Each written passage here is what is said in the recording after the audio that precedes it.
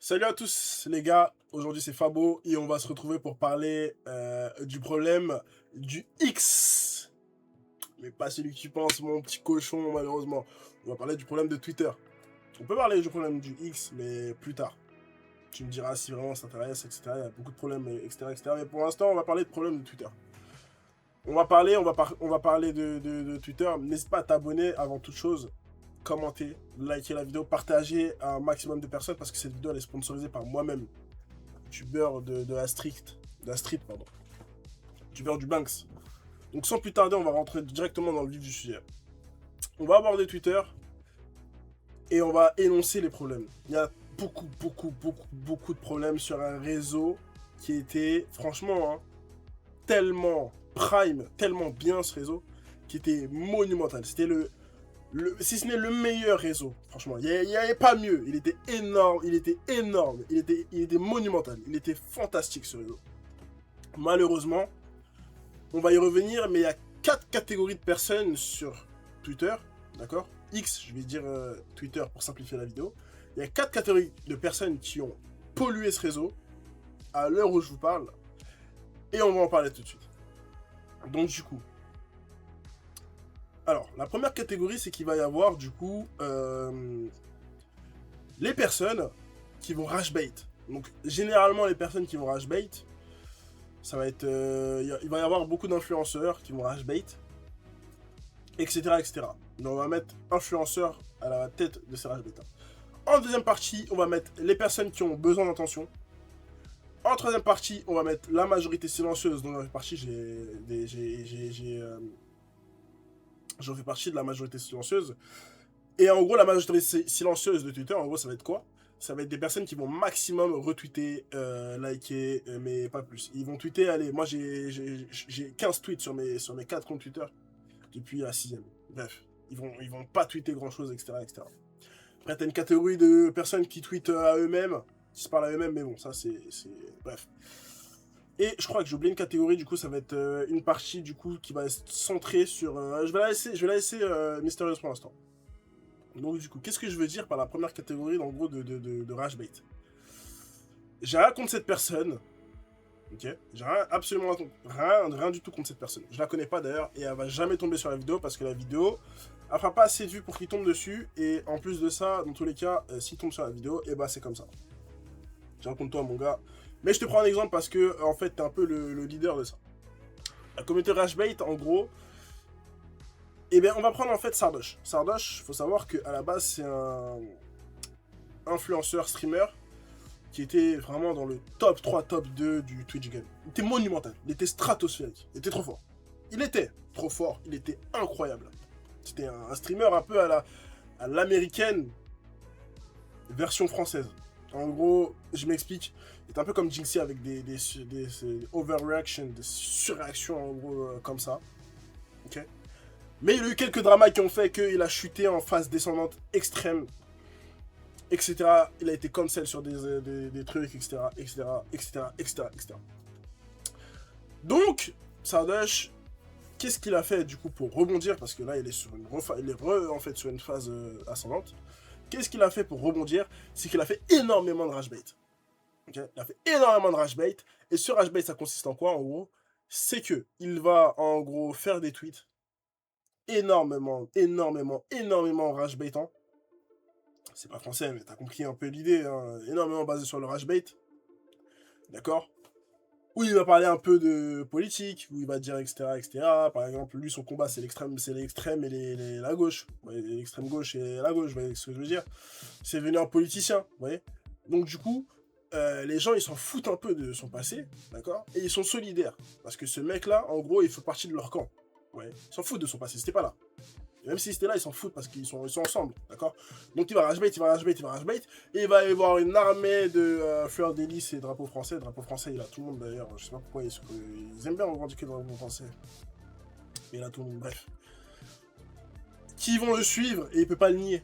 Si demain, aujourd'hui, son succès, il le retrouve, c'est grâce du coup à X et son rage bait. D'accord? Donc ça va être la première catégorie des personnes, des fléaux, selon moi, sur Twitter. C'est un fléau monumental. C'est vraiment un fléau. Parce que maintenant, tu rentres sur Twitter, et si ton feed, il n'y a pas de la politique, c'est impossible. Demain, ma tête à couper, si un feed, il n'y a pas de politique sur le feed de n'importe quelle personne, toi qui regardes la vidéo, il n'y a pas ne serait-ce qu'une politique, en tout cas pour nous, chez nous en France. Après, il y a les élections qui arrivent, mais bon. Bref, même quand il n'y a pas d'élection, c'est beaucoup de combats par rapport à ça, etc., etc. Si dans le feed de quelqu'un en France, il n'y a pas ne serait-ce qu'un tweet sur la politique, et je mets ma tête à couper tout de suite. C'est impossible, c'est impossible. Impossible. Bref. Donc du coup, la deuxième partie, on va voir la deuxième partie. Selon moi, c'est un peu kiff-kiff les deux en termes de fléau. La deuxième partie, ça va être les mecs en fait qui sont prêts à tout pour les likes. Qui sont en manque d'attention et qui sont réellement prêts à tout pour les likes. C'est-à-dire qu'ils vont tweeter n'importe quoi, de la merde, etc., etc., etc. Par exemple, qui vont faire de l'apologie sur je sais pas quoi, qui vont défendre l'indéfendable. Tout ça pour avoir des likes ou des trucs comme ça. Des vrais fléaux, des vrais criminels, des vrais fous. D'accord? J'ai pas d'exemple là-dessus. J'ai pas d'exemple là-dessus. Si, j'ai peut-être. Non, mais lui, il fait pas partie de la communauté. Je pensais à Air Serbia, qui était un peu dans ce style-là. Je connais pas, hein, j'ai rien contre lui. Mais c'est la première personne qui me vient en tête. Ok. Après, liberté d'expression, on tweet ce qu'on veut. Mais eux, ils font exprès. C'est des fléaux, d'accord? Ils tweetent de la merde juste pour susciter des réactions, d'accord? Des likes, des trucs, etc., etc. Et pour que toi, derrière ton écran, tu pètes un câble, tu te dis, mais putain, mais comment tu peux dire ça, frère? Tu commentes, tu lui envoies un message en privé, et à la fin, c'est toi qui es fautif. Parce que t'es con. Désolé de le dire, mais t'es bête. Parce que t'es bête. Pourquoi tu te prends la tête à tu regardes un tweet de quelqu'un qui tweet de la merde? Pourquoi tu te prends la tête à commenter ou pourquoi ça suscite ton intérêt? On s'en fout, tu vois. Et c'est du coup catégorie de personnes, et ben généralement c'est ce qui va beaucoup percer, d'accord? Et je n'en veux pas en soi à ces deux gens là, ces deux catégories, du coup Sardoche et la catégorie de Sardoche et la catégorie dont j'ai dit qui veulent tweeter de la merde. Parce que demain, si tu veux réussir un tweet qui marche, et ben t'es obligé de faire ça. Je reprends un peu l'expression de Fabrice Eboué qui dit que tu veux éloigner les choses il a dit qu'il voulait éloigner les enfants des réseaux. Mais demain, c'est les réseaux qui donnent de l'argent. C'est un peu la même chose. Tu veux éloigner les gens de tweeter de la merde. Mais demain, c'est les tweets de merde qui récompensent, qui rémunèrent même. Comment tu fais? Voilà. Donc du coup, il y a beaucoup de combats politiques sur Twitter qui a ravagé le réseau, qui est plus plaisant selon moi. Et beaucoup de merde, vraiment de merde, des gens qui disent n'importe quoi, qui ont ravagé aussi le réseau. D'accord? J'ai pas la science infuse, après c'est ce que moi je pense. Okay. Maintenant, on va aborder le sujet de la désinformation. C'était un peu la catégorie mystérieuse, mais c'est la désinformation sur Twitter. La désinformation, en fait, il faut savoir qu'il y a des gens, ça existe, qui s'informent et qui se cultivent à travers Twitter. Dans le fond, c'est pas une mauvaise chose, vous voyez ce que je veux dire, mais il va y avoir beaucoup de problèmes par rapport à ça. Avant, on disait que Wikipédia, c'était un souci parce que c'était édité par des gens qui sont comme nous, donc ils pouvaient dire de la merde. Encore que Wikipédia, c'était contrôlé. Comment te dire que Twitter, c'est la même chose, mais en 100 000 fois pire, parce que, tu peux dire de la merde et les gens vont te croire au pied et à la lettre. C'est ça l'expression? Ils vont te croire de bout en bout, bref. Et tu vas te cultiver sans jamais vouloir chercher plus derrière, d'accord? Donc, la plus grande, en soi, la plus grande, comment dire, la plus grande faiblesse, là, ça va être la naïveté de la personne qui est en face, qui va penser que c'est vrai des choses. Par exemple, Pédiavenir, c'est fait pour être sur le contenu du troll, etc. Mais quelqu'un qui connaît pas le concept, je critique pas Pédiavenir parce que Pédiavenir, c'est vraiment ça, en fait. La ligne éditoriale, c'est que c'est du troll. Donc, il n'y a pas de problème. Mais il y a des gens, du coup, c'est juste un exemple, il y a des gens, du coup, que eux, ils se disent réels, mais qui vont tweeter de la désinformation catastrophique. Catastrophique, vraiment catastrophique. Et le problème, c'est que, j'ai pris l'exemple de Pédiavenir, mais j'aurais pas dû prendre Pédiavenir, parce que Pédiavenir, du coup, c'est basé sur ça. C'est fait exprès. Mais il y a des gens, du coup, qui vont croire à cette désinformation sans jamais aller voir quelque chose derrière. Et du coup, qui vont croire à n'importe quoi. N'importe quoi.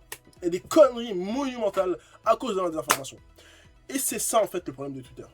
C'est qu'il va y avoir une catégorie de personnes qui vont vouloir, du coup, faire du rage bait du contenu, où ils vont, du coup,